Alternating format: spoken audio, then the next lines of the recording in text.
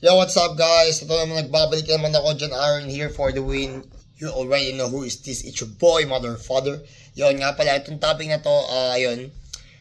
Hello, oras na naman para maglayag sa buhay at harapin ng bagyo at lalo ng karagatan ng buhay natin. Pakiclick like, subscribe at ang notification bell para mas marami pa akong magawa ng videos. Maraming salamat.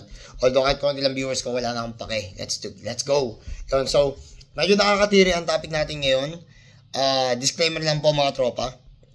Tungkol sa pagtatae at pag-ihi. Kasi madalas akong maglabas dahil maliit ang pantog ko, no? Maliit ang kargada ko. Nakakadiri pero normal lang yan.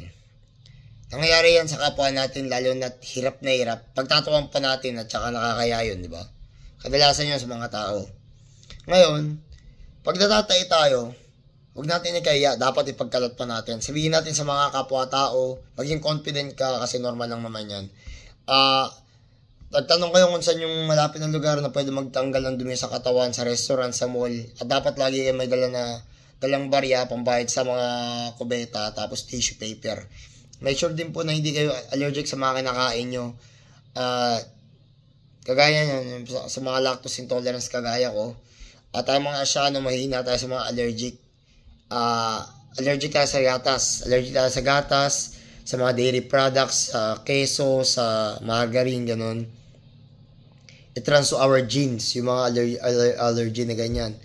Sa mga puti naman, bread ang kainaan nila, kaya meron tinatawag na gluten-free. Yun, mas better na wag kang kumain at mag-ayuno ka na lang o mag-fasting kaysa mahirapan ka sa food poisoning. Kasi minsan mahirap wrong timing yung wrong timing talaga yan. Nakaka-bad trip. So, mabilisan ang topic natin na to. True story, 30 minutes bago mag-flight down o mag-flight pababa ang sinasakyan kong aeroplano.